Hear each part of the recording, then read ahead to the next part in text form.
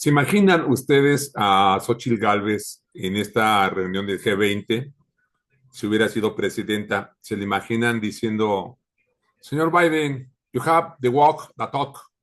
¿Se le imaginan?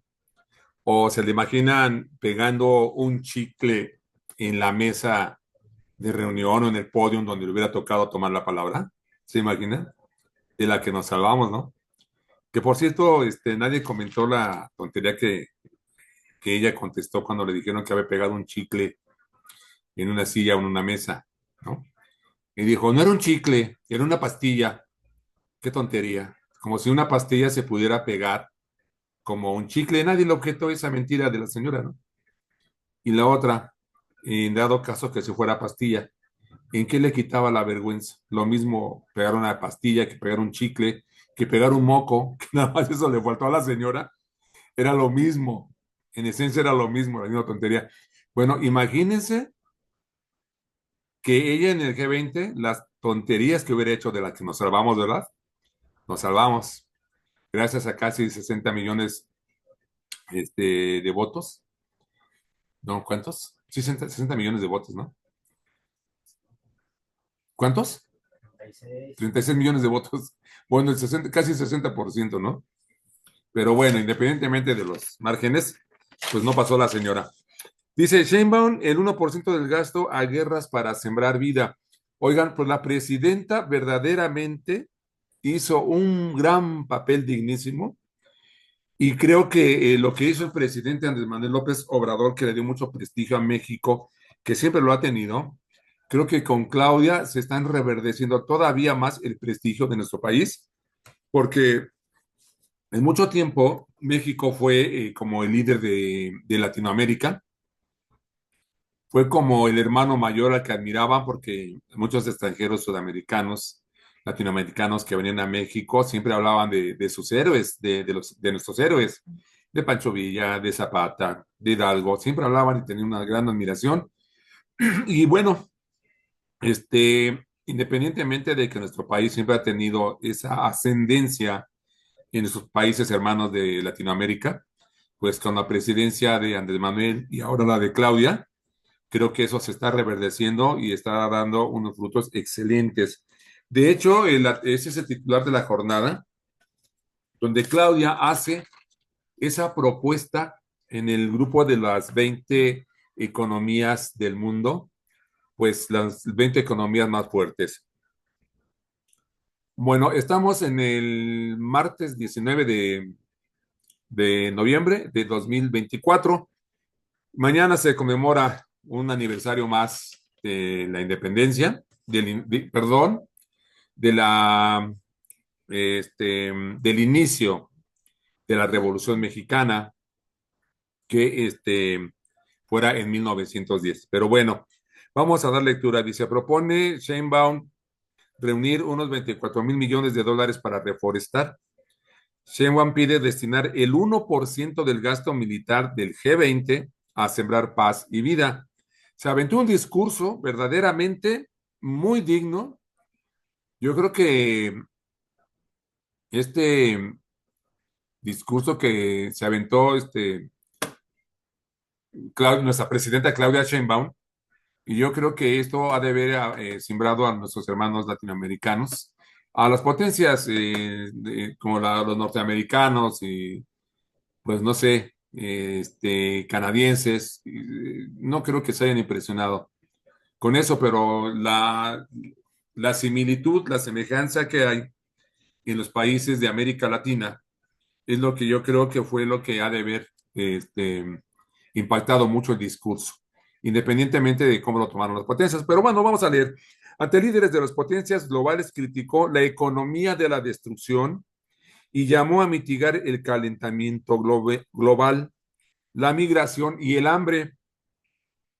Frente a los líderes de las principales economías del planeta, la presidenta Claudia Sheinbaum Pardo propuso establecer un fondo al que se destine el 1% del gasto militar de nuestros países, equivalente a unos 24,000 millones de dólares al año, para replicar a nivel mundial el programa Sembrando Vida, esquema emblema de la cuarta transformación en México, y convertirlo en el plan de reforestación más grande de la historia a escala mundial. Con ello, mitigar el calentamiento global y restaurar el tejido social, ayudando a las comunidades a salir de la pobreza. Pues miren, no lo han dicho, o al menos yo no he visto las redes sociales. La televisión abierta ya no veo Televisa, o decir, TV Azteca o Imagen. Años, hace años, cuando menos 10 años que ya no las veo. Digo, incidentalmente puedo ver una película ahí, pero muy incidentalmente, pero ya no veo sus noticiarios. Bueno, como no he visto, no sé, pero yo no descarto que los fachochairos, los piranistas, de tanto los políticos del PRI, del PAN, del MC y sus seguidores puedan tachar de ingenuidad lo que dijo Claudia Sheinbaum. Pues repito, no he visto noticiarios ni he visto redes sociales. He visto pocas en la mañana y nadie ha acusado a Claudia de ingenuidad al proponer que el 1% de lo que se gasta en cuestiones de la guerra se destine a la reforestación del planeta, que aunque no lo dijo así, podemos entender o leer entre líneas que se mataría dos o tres pájaros de una pedrada. Una, se reforesta el planeta. Dos, se combate el calentamiento global. Tres, se les da un trabajo o empleo a las comunidades para que no abandonen sus lugares originales. Y podemos anexar el cuarto, sí, por ahí podríamos ver los cultivos de los árboles frutales, las maderas preciosas, que vendrían siendo otro de los beneficios que se puede obtener. Porque en sí, independientemente de que se le pueda catalogar de poco realista la propuesta de nuestra presidenta, es muy interesante. Y yo creo que aquellas personas que son sensibles y que verdaderamente aman el planeta, debieron haber recibido la propuesta con mucho gusto. De hecho, aquí lo vamos a leer porque parece que sí hubo ahí rostros alegres con esta propuesta. Y pobres de aquellos que puedan pensar que esto es ingenuo. Muchas veces, o hay muchas frases que dicen que no abandones tus sueños. Cuando dejas tus sueños empiezas a morir poco a poco. Y yo anexaría otra frase. Todo invento, todo avance del hombre antes de ser lo que ya conocemos fue un sueño. Así como nuestra presidenta pudo haber pronunciado un sueño de que se destine a sembrar vida con los recursos de los países en vez de sembrar destrucción. Y yo le añadiría, en vez de sembrar muerte y dolor. Esto yo lo sumaría. Entonces, esto verdaderamente, repito, es un sueño. Puede ser un sueño quizá. Recordemos que Abraham Lincoln, no fue Abraham Lincoln, a ver si me acuerdo quién fue, el que estuvo combatiendo mucho el racismo en los Estados Unidos, que dijo, yo tengo un sueño, y el sueño era que se combatiera la discriminación racial en los Estados Unidos.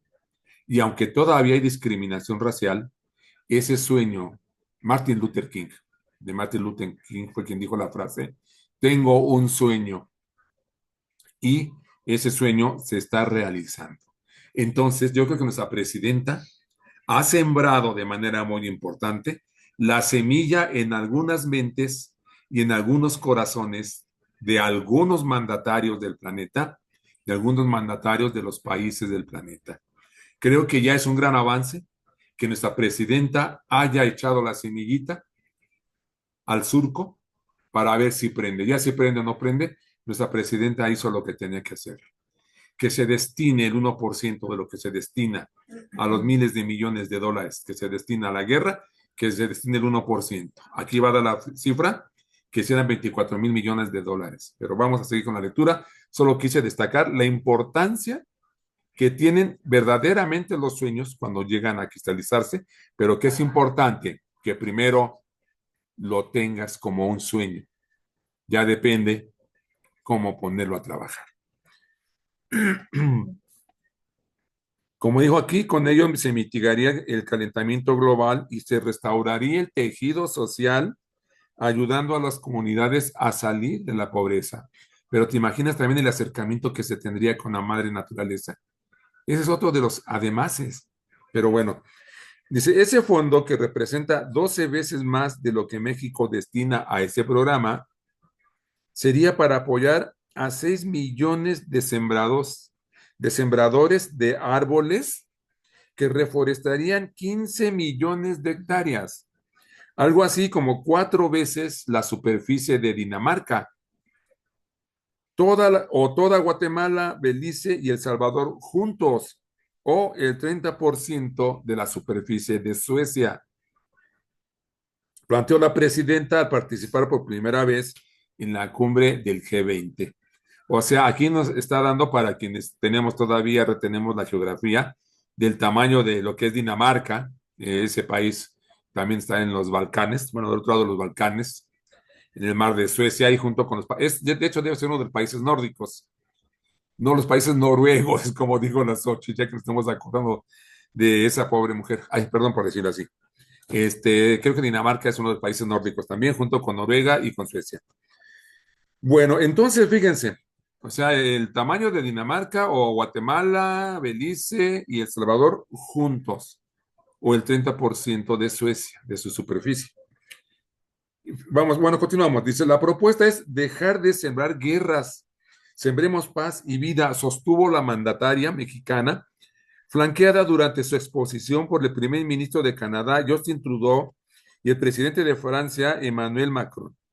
Además de ella estaba el secretario de Estado estadounidense, Anthony Blinken. Por cierto, déjenme decirles que anoche estaba yo viendo cómo Claudia, nuestra presidenta, fue sentada o le pusieron a un lado a Justin Trudeau, el primer ministro de Canadá, y la presidenta se ve que lo había ignorado olímpicamente. Se veía un desolado Justin Trudeau y una presidenta digna, molesta, con toda justicia, ahorita les digo por qué, y esa imagen fue muy expresiva, fue muy clarificadora. ¿Por qué? ¿Por qué esa situación? Porque recordarán que en días pasados nuestra presidenta ha dicho en sus conferencias de pueblo, las conferencias matutinas, cuando Justin Trudeau sugirió que a México se le sacara del TEMEC, que es el Tratado de Libre Comercio de Norteamérica, que es Estados Unidos, Canadá y México. Y Justin Trudeau dijo que deberían de sacar a México del TEMEC, del Tratado de Libre Comercio. Y Claudia lo mencionó en una de las conferencias matutinas y dijo, pues, ¿qué onda, no? Con nosotros fue al revés, porque Estados Unidos proponía sacar a Canadá del TEMEC y México abogó por Canadá para que no se le excluyera del TEMEC. Yo creo que eso estaba en la cabezota de Justin Trudeau, de que de que le llegó, de que la presidenta a eso le respondió. O sea, entonces por eso se veía un chiveado, un avergonzado Justin Trudeau al lado de una presidenta que lo ignoraba con una dignidad, no se ve ni grosera, simplemente Claudia impasible, sin voltear a ver al señor. Yo creo que en un momento volteó a ver a Justin Trudeau, pero en ese momento mantuvo la dignidad. Tú dijiste que nos sacaran y pues no, no me siento con ganas de estar departiendo contigo cuando nosotros abogamos por ti, tú nos quieres fregar a nosotros, ¿no? Pero bueno, y a 2 sillas de su lugar apenas separada por Macron y el mandatario de Estados Unidos, Joe Biden, quien usó traductor para escuchar el mensaje de su par mexicana. En la misma sesión se encontraba el presidente de China, Xi Jinping, y la delegación de Rusia, 3 países que, de acuerdo con el Instituto Internacional de Investigación para la Paz de Estocolmo, forman parte de las 10 naciones que más gastaron en armas en 2023. Estados Unidos, China y Rusia. Los 3 países que más gastaron, según este Instituto de la Paz en Estocolmo. Sheinbaum Pardo criticó que en el mundo se gaste más en arsenales que para atender la pobreza o el cambio climático. ¿Qué está pasando en nuestro mundo? Que en 2 años el gasto en armas creció casi el triple de la economía mundial. ¿Cómo es que la economía de la destrucción alcanzó un gasto de 2.4 billones de dólares? ¿Cómo es que 700 millones de personas en el mundo aún viven por debajo de la línea de pobreza? Resulta absurdo y sin sentido. Y lo vuelvo a decir, las personas sensibles que aman la naturaleza y que verdaderamente sienten una empatía para sus pares humanos, yo creo que coincidirían con Claudia Sheinbaum en lo que está diciendo aquí. Y que también nos debe sensibilizar a la ciudadanía en general, aunque no tengamos ningún poder de momento, sino cada 3 o 6 años, aún así debemos de sensibilizarnos para que le demos la debida importancia a lo que está diciendo nuestra presidenta. No es posible que se esté gastando más en la guerra y que en los últimos 2 años se haya triplicado más el gasto a la guerra que la economía mundial. Es decir, la economía mundial, vamos a suponer, porque no da cifras, que la economía mundial, digamos que subió un 2%, pues el gasto en guerra ha de haber subido el 5%. Por eso dice la presidenta, que cómo es posible que los gastos de guerra hayan subido casi 3 veces lo que subió la economía mundial. Nada más para que chequen ustedes. Y 700 millones de personas que viven por debajo de la línea de la pobreza y 2.4 billones que se dedican a los gastos bélicos. Consideró que con su planteamiento presentado en 5 minutos reducirían la migración. Fíjense, o sea, esto, llevar a cabo lo que dice la presidenta, tiene más beneficios colaterales. Yo les mencioné 3, 4, pero aquí está mencionando otro.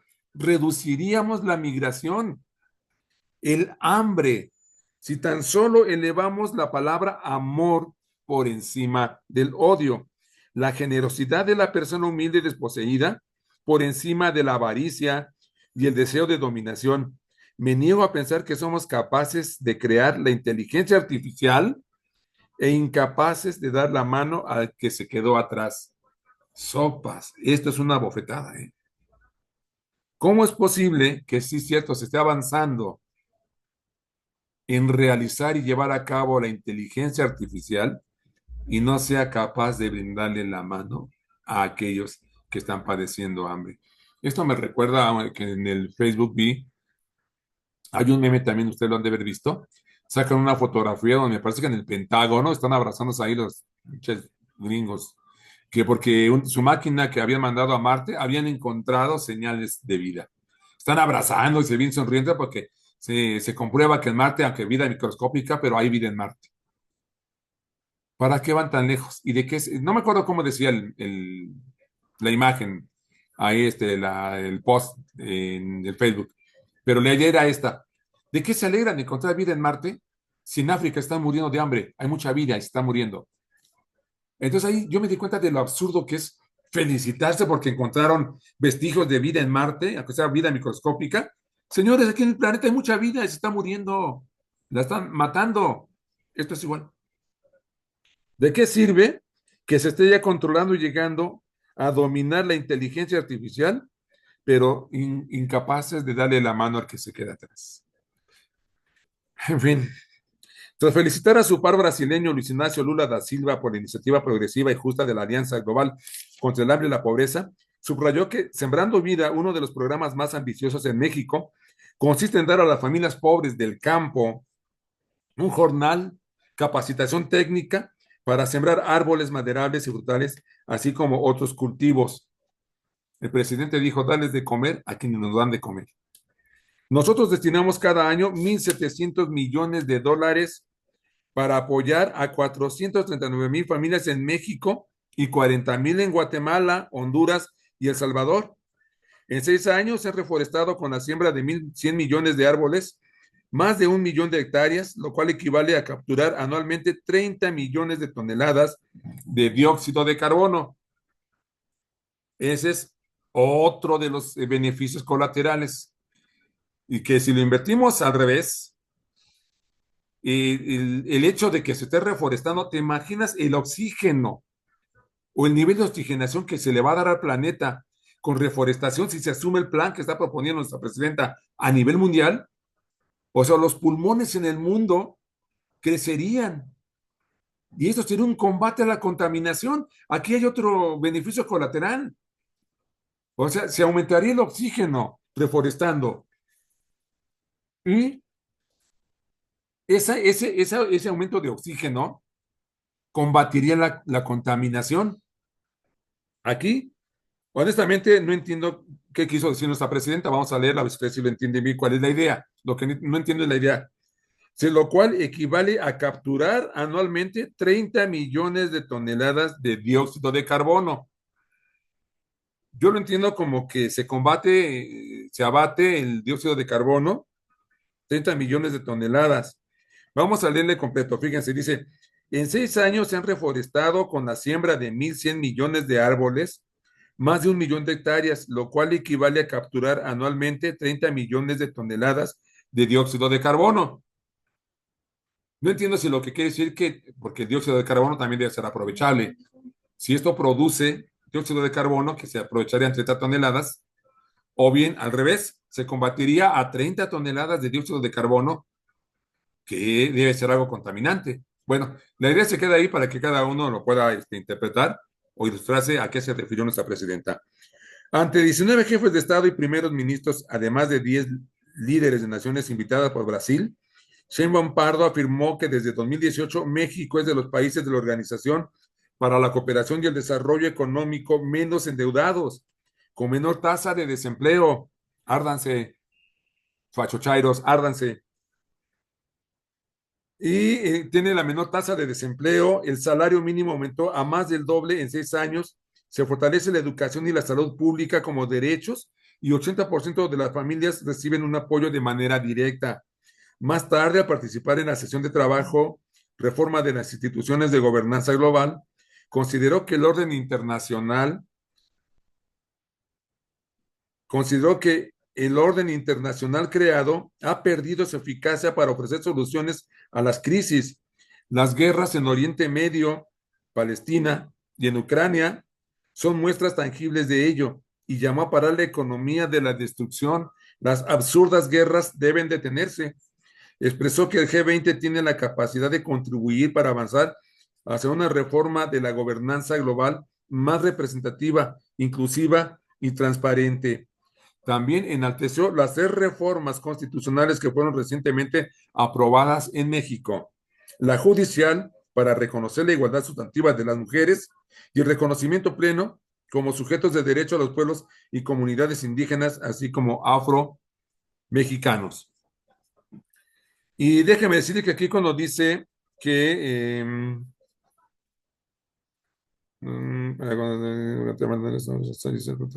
bueno, es que aquí dijo algo también muy importante.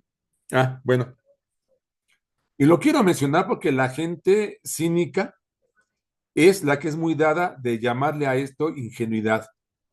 Los cínicos son los que piensan así, que lo que ahorita voy a volver a leer es una ingenuidad. Vamos a verlo. Dice, hablando de nuestra presidenta, consideró que con su planteamiento presentado en 5 minutos, reduciríamos la migración, el hambre, si tan solo elevamos la palabra amor por encima del odio, la generosidad de la persona humilde y desposeída por encima de la avaricia y el deseo de dominación. ¿Qué creen ustedes que puede opinar esto, por ejemplo, Xóchitl Gálvez, Cabeza de Vaca, Alito Moreno, Jorge Romero, el nuevo presidente del PAN? Se carcajearían con esto, se carcajearían con esto, porque son gente cínica, son gente que odian, y en su cabeza no cabe que se pueda optar por el amor al semejante. Aunque los hipócritas estén cada 8 días ahí hincados en algún templo o estén reunidos en su congregación, golpeándose el pecho por mi culpa, por mi culpa, por mi grande culpa. Esos hipócritas se estarían carcajeando de esto que dijo la presidenta. Si tan solo fuéramos capaces de elevar la palabra amor por encima del odio. Y yo creo que hemos sido testigos del odio que ha desplegado el PRI, el PAN, Claudio X González, el Poder Judicial, los medios de comunicación, algunos empresarios, algunos catedráticos o intelectuales.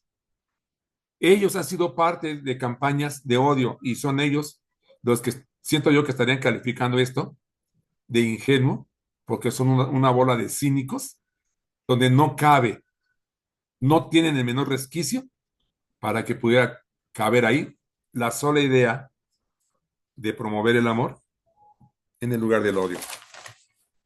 El G20, el momento de México. Esta es la editorial de la jornada. Vámonos rápido. Dice, en su primera intervención en la cumbre del G20, la presidenta Claudia Sheinbaum Pardo propuso establecer un fondo para destinar el 1% del gasto militar de nuestros países para llevar a cabo el programa de reforestación más grande de la historia, con base en experiencias de Sembrando Vida. La mandataria destacó que con la propuesta para dejar de sembrar La mandataria destacó que con su propuesta para dejar de sembrar guerras y en su lugar sembrar paz y vida, ayudaríamos a mitigar el calentamiento global y restauraríamos el tejido social, ayudando a las comunidades a salir de la pobreza. Esto viene siendo prácticamente una repetición. Mejor vámonos a otra otra nota que me pareció muy interesante, solo la vamos a comentar. Fíjense, Sheinbaum se reunió con 12 jefes de Estado y primeros ministros. Dialogó con Joe Biden, Xi Jinping, Lula da Silva, Gustavo Petro, Gabriel Boric, Emmanuel Macron y Justin Trudeau, entre otros. O sea, nuestra presidenta fue realmente a, ¿cómo podríamos llamarle? Hacer y tender redes de comunicación, de entendimiento y posiblemente por ahí venga algo de cooperación, de colaboración con los demás países y hacer una buena labor diplomática, poniendo muy en alto la dignidad mexicana, la dignidad del pueblo mexicano. Claudia Sheinbaum verdaderamente se vio como una gigante de la diplomacia, se vio como una gran presidenta y sobre todo, lo digo con mucho gusto y con mucho orgullo, como una gran mujer, así como una gran mujer. Y vamos, yo creo, no sé, que no hay muchos que pensemos así, pero la mujer siempre tendrá algo que a nosotros nos va a hacer falta, a nosotros los hombres. Y eso me recuerda otra especie de meme en el Facebook que decía así, no recuerdo el contenido, pero mire, yo capto las ideas centrales cuando dice, están locos si piensan que la mujer es igual al hombre, están locos, la mujer es superior. Y empieza a desglosar una serie de virtudes y características que a nosotros nos faltan.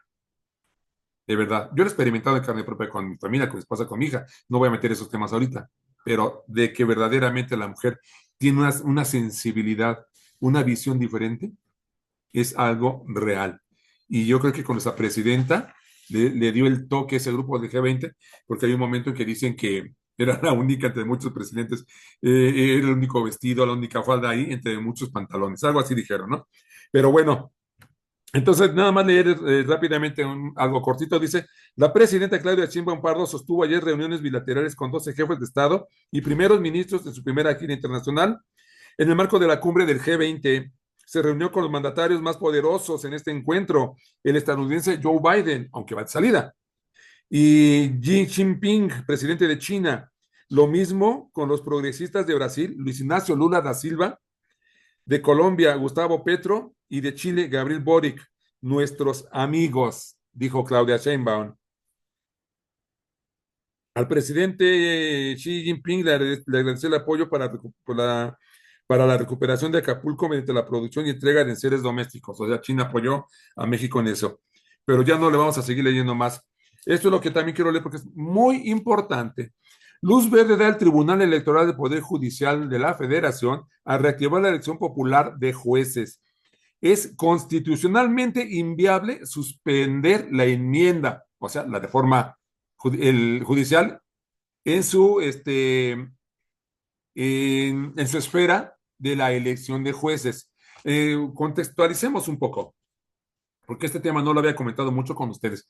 Las leyes secundarias, una que se llama la Ley JIPE, fue aprobada y reformada como parte de la reforma judicial. Son dos leyes menores que normativizan, es el órgano interno, me parece, del Instituto Nacional Electoral.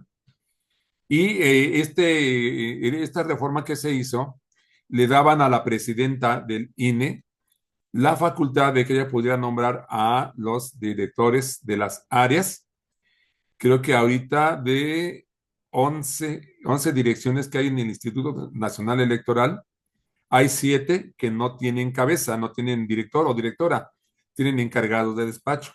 Esto porque la ley que iba a combatir la LGIP, que está todavía en vigor, decía que solo pueden formarse las direcciones, los cabezas, los representantes de las direcciones del INE, son 11 direcciones me parece, por mayoría colegiada. Esto es que por votación de mayoría colegiada tendría que sesionar la presidenta consejera del INE, Guadalupe Tadei, y los restantes 10 integrantes que son consejeros. Estos son consejeros que la mayoría son gente de Lorenzo Córdoba, el anterior presidente del INE, han entorpecido que Guadalupe Tadei y el INE en general le ponga directores a esas 7 direcciones que no tienen. Los legisladores de Morena viendo eso dijeron, no, pues es que estos tienen de rehén a la presidenta. Como se elige por mayoría colegiada, pues no puede nombrar y están trabajando 7 secretarías, 7 direcciones del INE sin representante. Entonces, por eso se reformó la ley JIPE y dijeron, bueno, esto faculta a la presidenta del INE para que ella por sí sola pueda nombrar a los directores de esas 7 áreas, de todas, ¿no? Pero en este caso faltan 7, de esas 7 áreas del INE para que trabajen en completo. Bueno, los asambleístas, los consejeros del INE que obedecen que son gente de Lorenzo Córdoba, se inconformaron y por mayoría de votos, 6 contra 5, ganó la propuesta de poner una controversia ante la Suprema Corte por esta legislación de los diputados. Y está atorado el asunto, ¿no? Bueno, entonces, a ello le sumamos que Guadalupe Tadei había sido demasiado cauta para mi gusto, y como llegaron más de 250 amparos que le ordenaban detener el proceso electoral de jueces, Guadalupe Tadei dijo, ahí le dejo entonces, ahí le dejo. Hasta que no me digan que sí, que esto es válido, entonces nos arrancamos. Y lo paró. Desde agosto me parece que paró esto. No, porque ella esperaba que hubiera, como ya se dio, por cierto, que es lo que vamos a comentar ahorita, que hubiera ahí un espaldarazo oficial, legal, donde ella dijera, ah, bueno, ya estoy protegida por la ley, vámonos. Cabe mencionar que también un juez había multado a los consejeros del INE porque no, a la primera vez que soltó el primer amparo, perdón, la primera vez que se soltó un amparo en contra del proceso electoral de jueces, no lo atendieron el INE en su conjunto y un juez multó a cada uno con 54,000 pesos. Y ahora volvieron a soltar, hace 2 días, volvieron a soltar otro amparo, hace un día, perdón, otro amparo en contra de los consejeros con otra multa de 54,000 pesos y ahora con la amenaza de que si no acatan el mandato judicial de que suspendan el proceso electoral de jueces, aparte de multarlos, van a ser destituidos y van a ser metidos a la cárcel. Eso fue el segundo amparo en contra de ellos. Y ahí obedece lo que vamos a leer. Luz verde del TEPJF a reactivar la elección popular de jueces. La nota es de Lilian Hernández Osorio y dice, la máxima autoridad electoral del país resolvió que es constitucionalmente inviable suspender la elección de jueces, por lo que amparos y suspensiones en curso no tienen efecto en materia comicial para impedir que el Instituto Nacional Electoral, el INE y el Senado sigan con la organización de votaciones para integrar el Poder Judicial. O sea, que está diciendo luz verde a los senadores, luz verde al INE, porque constitucionalmente es inviable que se suspenda el proceso comicial para elegir a los juzgadores el primer domingo de junio venidero. Está dando luz verde de TPJF. Ayer en una sesión pública virtual, el Pleno de la Sala Superior del Tribunal Electoral del Poder Judicial de la Federación TPJF determinó que al avalar esta sentencia no está abusando de sus facultades ni extralimitando su competencia, aunque aclaró que tampoco puede revocar los amparos de juzgados federales, pero no tienen efecto en materia electoral. Por 3 votos a favor y 2 en contra de la magistrada Yanino Tálora y Reyes Rodríguez Mondragón, el Pleno del TEPJF sentenció que los jueces de amparo no pueden suspender la organización de la elección del Poder Judicial y por lo tanto sus suspensiones y sanciones no tienen efecto debido a que la Constitución expresamente indica que estos no son procedentes en materia electoral. La Constitución dice, lo repito, que los amparos y controversias no son procedentes en la cuestión electoral. En consecuencia, los magistrados aprobaron otorgar garantía de continuidad a los preparativos de estos comicios al resolver los recursos interpuestos en el Tribunal Electoral por el INE y el Senado. Amparos con carencia de validez. El proyecto de sentencia del magistrado Felipe Fuentes Barrera, aprobado ayer, señala que las y los juzgadores de amparo no deben intervenir en una cuestión que está reservada a este tribunal, el electoral, y en consecuencia sus determinaciones carecen de validez en este campo. Lo de los jueces, ¿no? O sea, sus determinaciones carecen de validez en el campo electoral, la de los jueces. Si bien el 23 de septiembre pasado, fue en septiembre cuando suspendió. Si bien el 23 de septiembre pasado el Consejo General del INE declaró el inicio, no, mejor no me adelanto. El 23 de septiembre pasado el Consejo General del INE declaró el inicio del proceso y desde entonces no se ha avanzado bajo el argumento de que hay más de 500 solicitudes de amparo contra la reforma constitucional. El proyecto en el que también se refrenda la facultad de esta sala superior como máxima instancia en materia electoral fue aprobado con la mayoría de los magistrados Fuentes Barrera, Mónica Soto y Felipe de la Mata. Son decisiones de absoluta competencia de este máximo tribunal. Si un proceso electoral local o federal, ahora también el que tiene que ver con la reforma para elegir jueces, tiene que decidir porque tiene que ver con un proceso electoral, argumentó la magistrada presidente del TPJF, Mónica Soto. En contraste, la magistrada Yanino Talora afirmó que votaba en contra porque solo la Suprema Corte de Justicia de la Nación, SCJN, podía señalar la validez de los amparos, pues el tribunal no tiene competencia para revocar las suspensiones otorgadas por juzgados de distrito y con este proyecto busca decir que son inválidas. Yanino Talora, pues miren, se hacen mensos, ¿no? Aquí lo bueno es que la presidenta del tribunal, Mónica Soto, fue clara al decir, nosotros no estamos anulando amparos, no en esta competencia. Simplemente no tienen efecto. No tienen efecto en la ley electoral. Ahí no tienen efecto.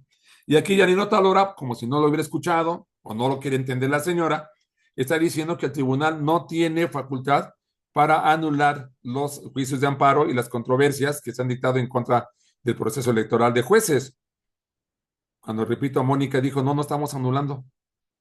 Simplemente no tienen efecto. O sea, y esto Yanin se hace mensa a la magistrada porque la respuesta está ahí. De aprobarse, siguió Otálora, la decisión contribuirá a continuar enrareciendo este entramado litigioso alrededor de la reforma constitucional en materia del Poder Judicial, advirtió. El magistrado Rodríguez, Rey Rodríguez Mondragón, el otro panista, secundó a Otálora y agregó que pronunciarse antes que la Corte propicia incertidumbre jurídica, pues la propuesta está extralimitando la competencia de la Sala Superior, ya que invalidar dichos amparos es grave e implica no atender la división competencial de los poderes. El pinche burro hablando de orejas, que no se respeta la división de poderes. Pues, ¿qué hizo Norma Piña? No interrumpió la división de poderes queriendo ordenar a través de un juez al tribunal electoral que nombrara a los dos magistrados que le hacen falta. Y esa intromisión en los juicios y amparos, controversias que han metido en contra del proceso electoral de jueces es invadir la competencia del tribunal electoral. Y todavía dice Reyes Rodríguez Mondragón, o sea, güey, y dice que al no acatar, al no esperarse a que la Suprema Corte determine y adelantarse, porque él lo da a entender así, y al adelantarse el Tribunal Electoral, están creando el clima de enrarecimiento. Señores, ustedes lo están creando. Afortunadamente no ha crecido ni va a crecer el enrarecimiento. Sin embargo, la magistrada Soto, la presidenta, refutó lo dicho por el expresidente, que fue obligado a renunciar a la presidencia del TPJF, al concluir que este tribunal no está invalidando ninguna competencia ni está excediendo lo que la Constitución nos ha establecido. ¿Sí? O sea, aquí lo que está diciendo, sí, que no están invadiendo nada, que no están actuando pues en contra de la división de poderes, que no se están extralimitando, como dije, y lo repito nuevamente, porque eso acusó Yanino Tálora, que se está extralimitando el Tribunal Electoral, Pues si la materia del Tribunal Electoral lo dice su nombre, electoral, electoral, y el tribunal está diciendo, continúese con el proceso electoral de jueces. Y no, y la Suprema Corte no tiene nada que ver en la cuestión electoral. Ni magistrados, ni ministros, ni jueces tienen facultad para decir deténgase un proceso electoral, sea de jueces que a ellos les pega, sea de legislativo, sea de presidencias municipales, gubernaturas o presidencia de México, no tiene ningún poder electoral la Suprema Corte, para que se entienda. Pues amigos, lo dejamos con eso. Es interesante, qué bueno, es importante. Fíjense cómo se van aclarando las aguas poco a poco, ¿eh? Se van asentando las aguas. Todo ha ido avanzando, pero como decía el presidente cuando inició su sexenio, ya hace 5 años, dijo, todo cambio genera reacciones. Y cuando vas a mover una gran maquinaria, crea rechinidos. Entonces, vean cómo se ha ido desatorando todo. Por eso admiro mucho al presidente Andrés Manuel, porque no se dejó vencer por la frustración de que casi todas sus reformas constitucionales se las echó para atrás el PRI, el PAN y la Suprema Corte. Tranquilo, mesurado, tolerante, paciente, conciliador y hasta sabio fue el presidente Andrés Manuel. Cuando dijo, ok, no hay bronca, no pasó el plan A, no hay bronca, no lo hago de todos, no me conformo, no armo guerra, vámonos al plan B. Que también se lo echaron para atrás, no hay problema, tranquilos, la cosa con calma, vámonos al plan C.